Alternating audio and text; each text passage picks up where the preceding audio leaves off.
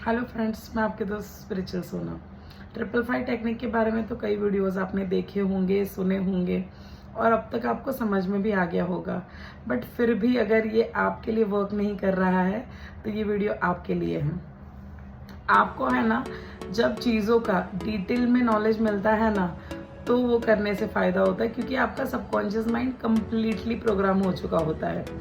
तो बेसिकली आपको पहले जानना होगा कि 5 का मतलब क्या है।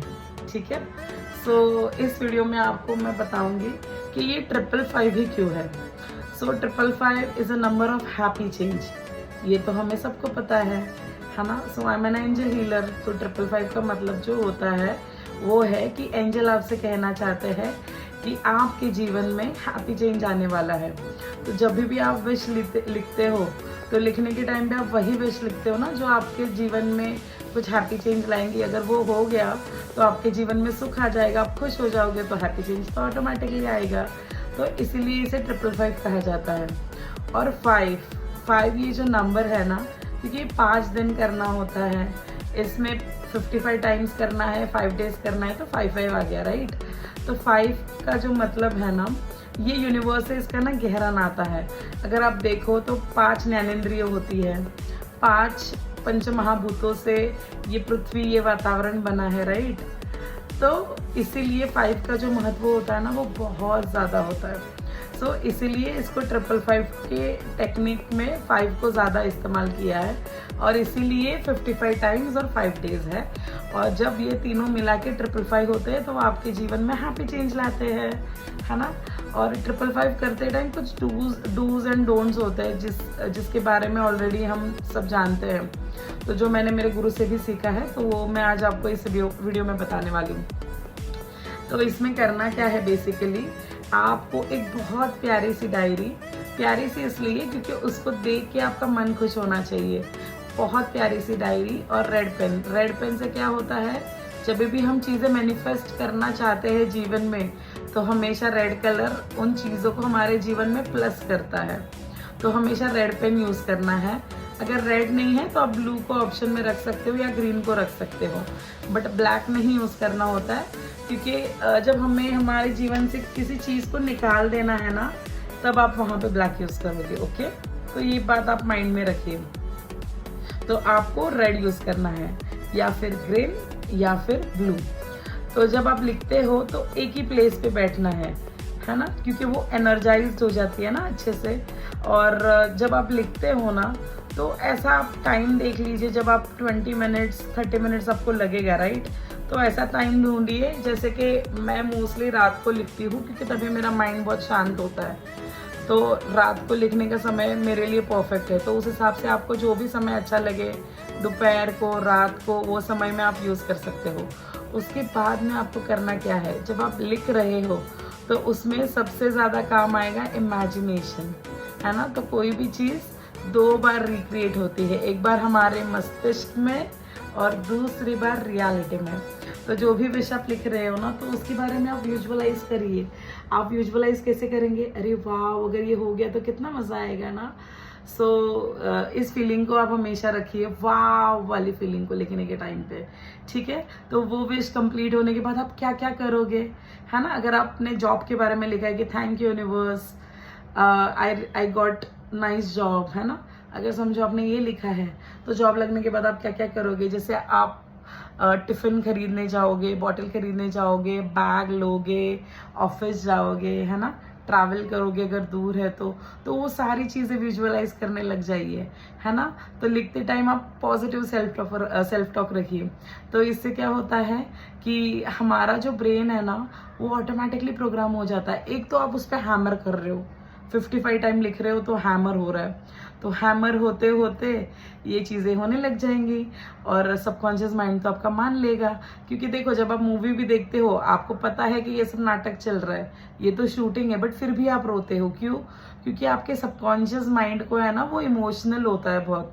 तो इन इमोशंस को राइट डायरेक्शन में यूज़ करिए, है ना। अपने जीवन की सीरियल देखिए, जो आप जब लिखोगे ना, तो आप तो खुद के लिए हिट स्टोरी लिखोगे, राइट। तो हमेशा उस वाइब्रेशन में रहिए। तो जब आपके इमोशंस बहुत अच्छे रहेंगे ना, तो चीज़ें फटाफट मैनिफेस्ट होने लग जाएंगी। और मैनिफेस्टेशन है ना, ये बहुत ईजी होते हैं, बट हम लिखने के टाइम भी क्या सोचते हैं, होगा कि नहीं होगा, होगा कि नहीं होगा। इससे क्या होता है, आप ही वो एनर्जी क्रिएट कर रहे हो, राइट। तो आपको ये नेगेटिव एनर्जी क्रिएट करने की कोई ज़रूरत नहीं है, क्योंकि आप ईश्वर के प्यारे बच्चे हो।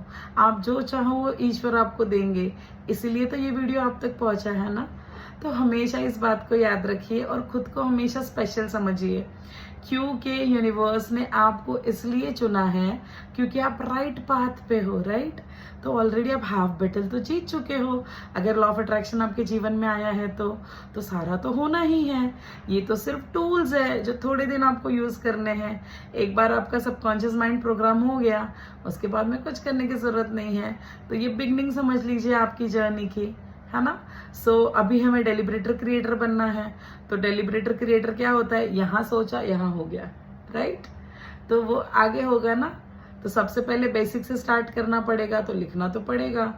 हाथ देखो, एक दिन जैसे जिम भी जाओगे तो थोड़ा तो दुखता है ना हाथ, बट बाद में हो जाता है ना ऑटोमेटिकली, एक हफ्ते के बाद हैबिट। तो थोड़ा लिखने की हैबिट डालिए, शॉर्टकट मत लीजिए। मुझे हमेशा लोग पूछते हैं कि मैं 11 बार लिख दूं चलेगा, मैं 333 टाइम लिख दूं, बट क्यों, हैप्पी चेंज लाना चाहते हो ना, तो लिखो ना 55 टाइम्स 5 डेज। तो 555 का एक एंगल रेडी हो जाएगा ना, तो वो यूनिवर्स में ज़्यादा अच्छे से फ्रिक्वेंसी भेजेगा। ब्रह्मांड को पता चलेगा कि आपको क्या चाहिए। तो इससे अच्छा मौका और कहाँ मिलेगा कि यहाँ प्रिपरेशन कर रहे हो। एक तो स्पिरिचुअली आपके सोल को पता चल जाएगा कि एग्जैक्टली इसको क्या चाहिए।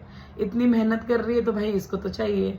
अगर आधे में ही छोड़ दिया तो वो क्या बोलेगा, अरे नहीं इसको नहीं चाहिए होगा ना इसलिए इसने छोड़ दिया।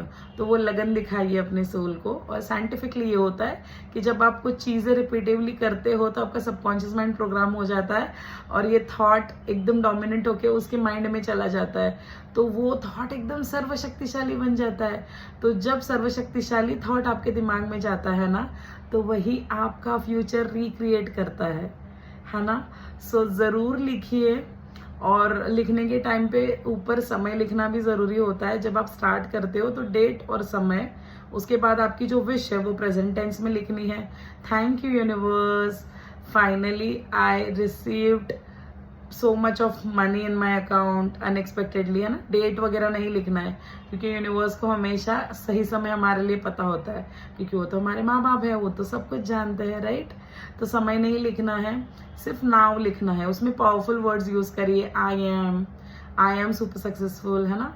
I am earning 15 lakh rupees per month. तो जो भी आप चाहते हो नाउ एंडिंग में लिखना मत भूलना। I am successfully earning 15 lakh rupees per month now. So ये पावरफुल स्टेटमेंट्स होते हैं। तो छोटे सेंटेंस चूज करिए कि आपको लिखना भी कम पड़े और बोर भी ना हो, और यूनिवर्स भी समझ जाए कि आपको क्या चाहिए। तो इजीली हो जाता है। और एक बार आपको करने का मजा आ गया ना, तो फिर आप खुद से करोगे। और एक बार आप बेबी स्टेप से स्टार्ट करिए, डायरेक्टली बड़ी विश मत लीजिए, है ना। छोटे से स्टार्ट करिए। ब्रेन को थोड़ा सा एडजस्ट होने दीजिए, ब्रेन को पता चलने दीजिए कि एग्जैक्टली इसको भी चाहिए। तो पहले छोटे स्टेप से आप करोगे तो आपको भी मजा आएगा। तुरंत जाके आप 10 किलो के डंबल्स उठा लोगे तो बॉडी तो पेन करेगी ना। तो धीरे धीरे करिए, ठीक है। पहले छोटा स्टेप, उसके बाद में जैसे वो कंप्लीट हो गया तो फिर आपको लगेगा वाह ये हो गया, तो अगला भी हो जाएगा। तो वो फिर आपका माइंड है ना अलग तरीके से प्री प्रोग्राम हो जाएगा कि अरे बेबी स्टेप्स लिया, ये कंप्लीट हुआ तो दूसरा भी होगा।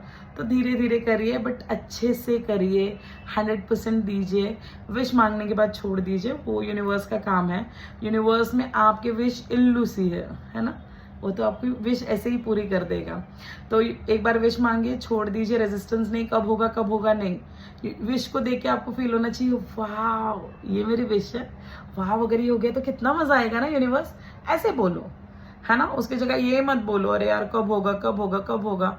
आप अफर्म करोगे, ब्रेन बोलेगा कब होगा, अच्छा ले लो कब होगा, है ना। तो ये नहीं करना है, यूनिवर्स पे ट्रस्ट करना है। यूनिवर्स आपको हमेशा सब कुछ देगा। सो गॉड ब्लेस यू ऑल। जो भी आपकी सक्सेस स्टोरीज है आप कमेंट्स में लिख सकते हो। God bless you all, bye bye.